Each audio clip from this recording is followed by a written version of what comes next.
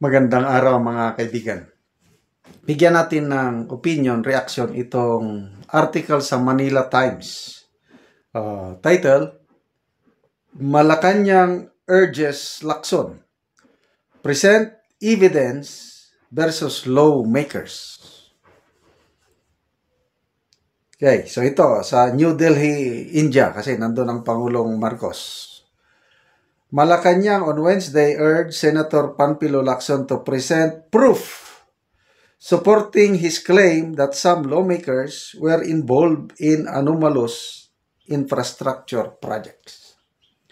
Speaking to reporters here in India, Palace Press Officer Claire Castro said that Malacanang welcomed Lacson's expose, but it should be supported by proof and treated without premature judgment. Sabi ni Auntie Claire, if Senator Lacson reveals this and has evidence, it will be welcomed by the President and the administration.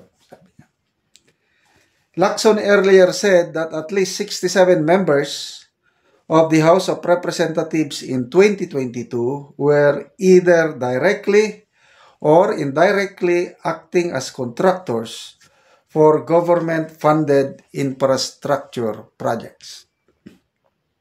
The senator made the disclosure as part of his renewed call to audit billions of pesos worth of flood control projects, particularly those inserted during bicameral deliberations on the 2025 national budget. Castro said Marcos might already be aware of those allegedly involved in the corruption in government infrastructure spending. Sabi ni Yusek Claire Castro, that is a welcome because that's exactly what our president is encouraging. Sabi niya. Okay, so parang ako, opinion ko lang ito Hindi obligasyon ni Senator Lacson na siya pa ang mangalap ng ebidensya. Although alam ko meron. Hindi yan.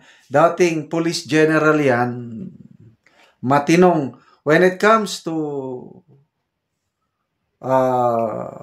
funding, saludong-saludo ako kay Senator Lacson mulat sa pool. Hanggang ngayon, ayaw niya yung mga pork barrel. To me, parehas sila ni late Senator Miriam Santiago. Hindi nila ginagalaw ang kanilang pork barrel. Ayaw nila. Kaya maraming mga lawmakers ngayon ang kinakabahan sa mga expose ni Senator Lacson. Pinag-aralan niya yung 2025 national budget at nakita niya maraming singit. Doon pa lang sa singit sa national budget, yun na ang proof. Mahirap patunayan yung kongresista nga sila mismong trabaho na yan ng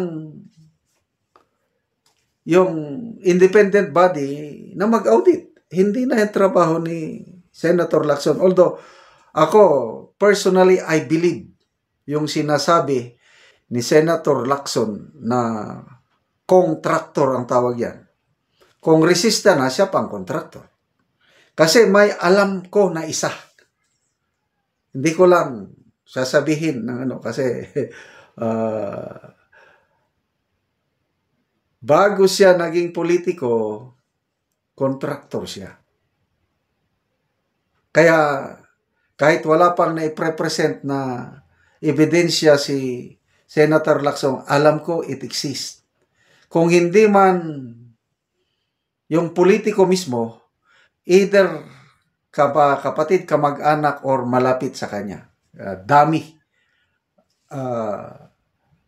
It's an open secret yung mga ganyang kalakaran. Kaya nga, yung sinasabi ni Mayor Magalong, ganon din. China-challenge nila na mag-present ng evidence. Sabi niya, sige, patawag nyo ako sa kamara at magpunta ako dyan. O hanggang ngayon, di pa man nila pinapatawag. Kasi, yung anatomy of corruption na sinasabi ni Mayor Magalong, agree ako dun. 40% sa pundo, example, flood control, 40% mapunta sa politiko. 15% sa kontraktor. Kung siya ay tinatawag na kontraktor, di 55% na yun.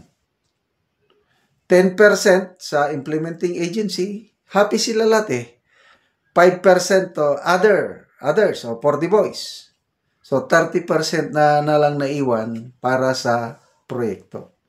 Kaya, ang mga flood control projects natin talagang madaling masira or hindi natuloy dahil naubos na ang pundo, kawawa ang taong bayan. Ayan po. So, challenge sa administrasyong ito. Baka naman mamaya, masarap lang pakinggan yung sona ng Pangulo na mahiya naman kayo. Ninanakaw nyo ang pundo ng taong bayan. Mahiya kayo. Pumalakpak naman yung mga dapat mahiya. So, independent audit daw, sabi ng Pangulo. Wow naman, maganda. Kasi kung DPWH lang mag-audit, mag-imbestiga, wag na lang. Tapos kung ang kamara, sinimulan na ng kamara, nag-imbestiga na kuno, ay wala rin yan. So, independent body. So, sino? Hanggang ngayon, di ko pa alam kung sino. Mag-hire ba sila ng private, mayroong mga ganyan, mga private firm na nag-audit? Para matukoy natin talaga paano nila kinukulimbat ang pondo ng taong bayan. Tama na, sobra na. Yan ang sigaw ng taong bayan pagdating sa pondo. At salamat naman, ngayong 2026 budgeting process, lumambot na ang kamara. Mayroon na silang resolution, wow naman, allowing third-party observers, NGO, civil society, mag-observe hanggang bycam. Kasi diyan na nagsisimula problema yung bycam na yan, yung nagsingit-singit, yung blank item sa bycam, yan, yung small committee na sinatawag. So, saludo ako kay Senator Lacson. Ebidensya?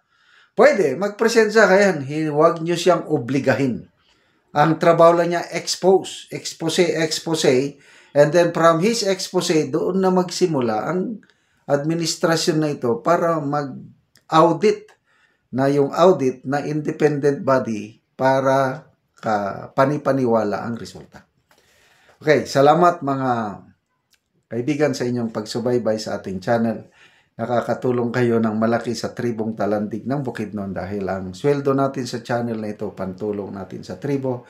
Namimigay tayo ng livelihood assistance, nagpapatanim ng saging lakatan at Arabica coffee. Panoorin nyo ang video na ito. Muna ni ang sidling nga kape nga itanumay ni Manoy nga kape. Itanong namo ni. Ang among mga anak to as eskwelahan. So maningkamot mi ang ginikanan nga adunay kasuporta sa pag eskwela sa among anak. So, pasalamat mi nga aduna pay dugang pangabuhian nga makalampos gyud ang among mga anak. So, Pero aduna na poy dugang pangabuhian nga itanam kape. Kabahin aning kape, so mapasalamaton ka nga sidling. tambo kayo nga mga sidling, maayo. So pasalamaton mi kayo nga inaot padugang ang siporta nang ayo pa migdugang nga siporta. Bye. Ang kayang lakatan 200 to kining among kape 350. So daghan-daghan gyud ning among kape. So mas kuan gyud ning among kape mas daghan ni. 210 lang ang imong lakatan Manoy, apan ang kape nga imong itanumay 350. 350. So motruhan pa gyud. Motruhan pa ni. Gyud ni ipabot na ako ni og isa kalibo kun aduna pay dugang nga suporta. Paabot ni Manoy og 1,000 kapunuan ang iyang kape.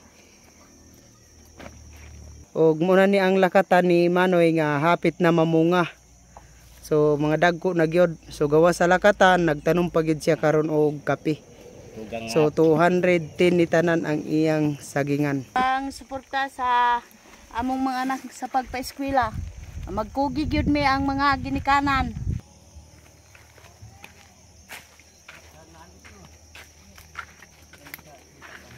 Kape nga tinanom ni Manoy.